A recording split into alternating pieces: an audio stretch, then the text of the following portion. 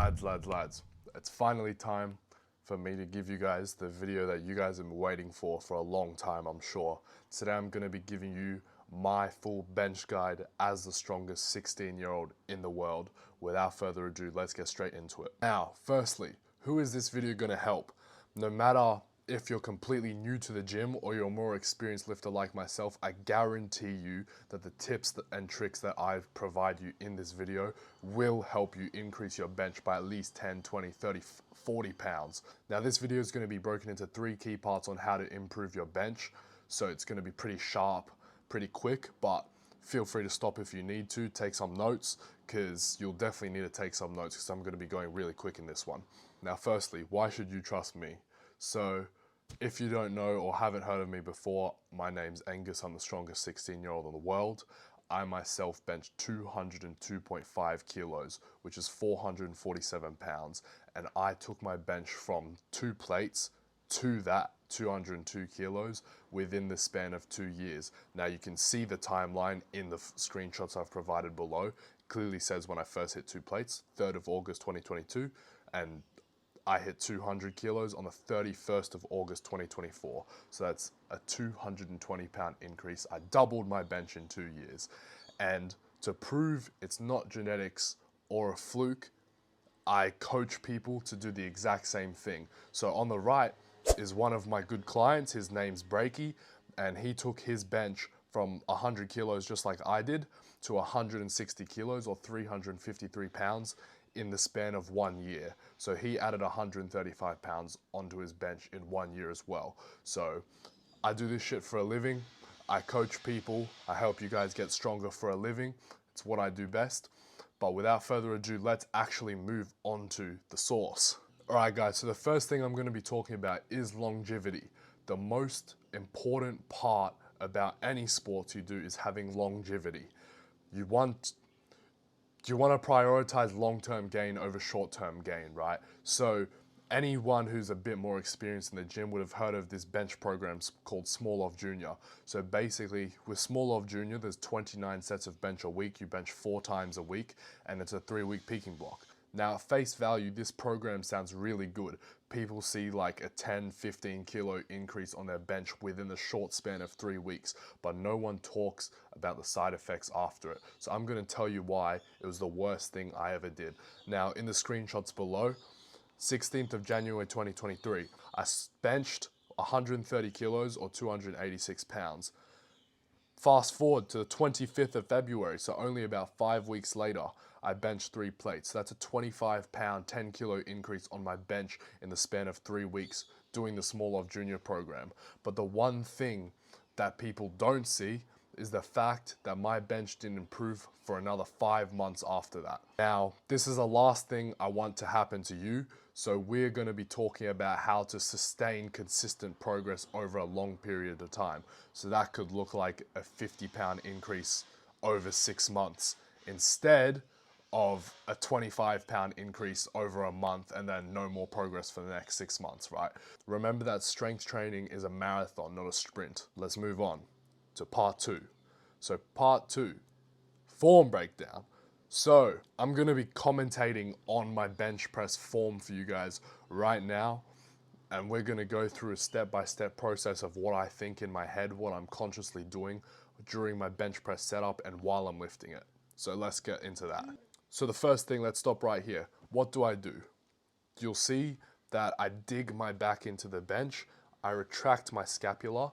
So what that is basically your shoulder blades. I retract that. I think of bending the bar while I get my ass as high up as I possibly can. So the reason for that is so that I can generate the best arch possible and maintain as much tightness as possible along with that. Tightness is something that's very deeply overlooked when it comes to the bench, and I'm very big on emphasizing staying tight. So I want you to make sure that when you're getting under the bar, make sure your back is as tight as possible.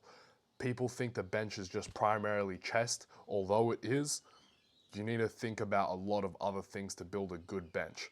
So let's keep going. Now after this, unrack. Now look at where I set my hips. I have a pretty decent arch, right? I don't arch too much because I'm not gay, but I'm gonna tell you guys how you can get the most effective arch possible. So you'll see that it looks like I just set my hips down, right? But what I'm actually thinking of doing is bringing my hips as close to my head as possible. So I'm basically thinking to set them as high on the bench as I possibly can while still being comfortable. You don't want to feel uncomfortable from how much you're arching. Everyone's arch is different because of how mobile they are, but don't just try to replicate other people's forms because your leverages are different, your mobility is different. You got to do your own thing. You got to figure that out for yourself. Now, let's move on. At this point, my whole body is tense. My quads, my back, my arms, everything is tensed. Now, like I said before, that's very important. You have to make sure you're very tight. But I pointed out the quads for a reason, because I'm going to teach you guys how to use leg drive properly. So you'll see, once the weight comes off my chest, how smoothly it comes up at the start, right? So the reason it does that, the reason it comes off so well off of my chest is because of how good I'm utilizing my leg drive. So how does good leg drive look? What I want you to do when you're benching next, I want you to bring your legs as high up the bench as possible with your feet flat. So you want your feet flat because that's where the most power production is. Now, as for leg drive itself, the way that I was taught leg drive and the way that I teach leg drive is to imagine you're on one of those, you know, those wheelie office chairs. Imagine you're on one of those wheelie office chairs and you're like wheeling yourself around. It sounds pretty stupid, but it works very effectively. Another good way to think about it is imagine you're doing a leg extension. So that's what it should feel like when it comes off your chest. You should feel like you're doing a leg extension in your legs. And if you have grippy shoes, your feet will stay on the floor and none of that will be an issue and you'll have insanely good leg drive. So moving on from that, what do we have next? We have the correct bar path. Now, the bar path is actually a very simple concept that people do not grasp enough. So it's very simple. You see how I come off my chest and the bench, the angle that I bench at, instead of going straight up, it goes to the side almost. The reason you want your bar path to look like this instead of this is because when it's like this, because one, it's a more natural position, and two, it shows that you're using leg drive effectively. If you're using leg drive effectively, your bench would not just go straight up. It would kind of come off your chest and then just go woo, like that, if that makes sense. Now, as I said to you guys, I'm going over it very quickly. I hope you guys have been taking notes because I've been very quick with it. I don't care about my view time. I care about giving you guys information. So let's go over the core concepts just so you guys can kind of take some notes with that. First is maintain tightness. Make sure your back's tight. Make sure your quads are tight. Make sure everything is just tight. When you're unracking it, imagine you're bending the bar and retracting your lats to bring it out. Second, developing your arch. I want you to set your hips as close to your head as possible. So set your hips as high up the bench as possible while still being comfortable. Number three, how to use leg drive efficiently. Just imagine you're in one of those wheelie office chairs wheeling yourself away, or you're doing a leg extension. And bring your legs as high up the bench as you can with your feet staying flat as far as your ankle mobility will allow you to. Fourth, your correct bar path. Bar path should look like this and not this. Now, let's move on to part three, to the third and final part. How often should you bench? Now we're going to get into a bit more of the programming. I'm going to tell you guys how I myself program my own bench. And apart from that, I'm going to tell you guys how you can program it to suit your routine, whatever you're doing. So firstly is bench frequency. Benching 2 times a week just isn't enough. If you want to see real growth in your bench, you can't only bench 2 times a week. What I'd suggest is 3. Now, I have done 4, I have done 5, but I've seen the most progress with 3 because it's enough time to allow your body to recover properly. And if you're doing the right thing on those 3 days, 3 days is all you need, I promise you. All these powerlifters will spread this bullshit like the more you benches, the better. Like, oh, I bench 5 times a week and I see good progress. I bench more than you. So, I hope I've made it clear, 3 times a week of bench. Secondly, accessories. So even though I said you bench 3 times a week, 2 of those should be your just normal bench press, and then 1 of those should be an accessory. The best accessory in human history is pin press. Now you guys have probably seen me do pin press. I'll get my editor to like get a video of it somewhere. But pin press, best accessory in history. It really helps just overall with your bench, your tightness, helps you maintain your tightness and leg drive, and it also helps your speed off of the chest. I hope I've made it clear that you're gonna be benching 3 times a week. 2 of them will be normal bench press and 1 of them will be pin press. What I've done for you guys is I've helped you guys out big time, and I've given you guys an example bench split, and that example bench split is actually exactly how I bench. So on Tuesday, I'll do a top triple, however heavy I want, depending on how I feel on the day. So this could be a triple PR on a really good day, but then it can also just be like an RP6, RP7 day if I don't feel that good. Secondly, on Thursday is the day I do my pin press. I do it in the middle of the week. Now how I do that is I do a top set of 2. Like I said on Tuesday, it's all dependent on if I feel good or not on the day. To be strong in the gym entirely, you need to be very conscious of how your body feels. If you feel really good, you can go heavy, but on the days you know you feel bad, you have to bring that ego down and you have to just go light for the day, and that's just how it is, right? Thursday, I do my pin press. I do a top double, RP varies, and then I do 3 sets of 3 as my back down. It's usually about 5 to 10 kilos less for myself, but then again, I probably have higher working sets than most of you.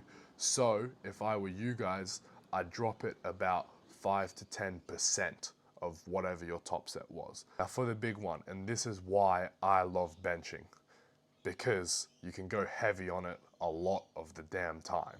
Now on Saturday, for me, for the last year almost, Saturdays is the heavy single day. I do not do reps on Saturday. If I always went with the typical powerlifting programming and did like an RP 6 week, an RP 7 week, an RP 8 week, I would have quit a long time ago. So the reason I've been able to stay in the game for so long is because I thoroughly enjoy my training. Saturday is a heavy single. Now, just like the other days, it's obviously dependent of how my body feels, but I myself will always load up pretty heavy on a Saturday. And then as for back downs, it's all dependent on how heavy I went for my top set. So if I did hit a PR, I will honestly drop the weight like 15% of whatever my top set was. And from there, I'll just bust out like 6 to 8 reps, just being conscious of maintaining good form for every single rep and just giving my body a bit of room to recover from a heavy week of training. But that is how I structure my bench. As for you, I don't know any of you guys' splits or anything, but I'm telling you guys right now, you need to bench 3 times a week, and you need to be doing pin press if you want to see the best gains possible on the bench. The main point I want to come across with this is do not overcomplicate it. Go back and watch my form, try to replicate it, try to make the adjustments for your own self, your leverages, your mobility obviously, but at the same time, do not overcomplicate it. Increasing your bench, it's not rocket science, man. It's actually not that hard.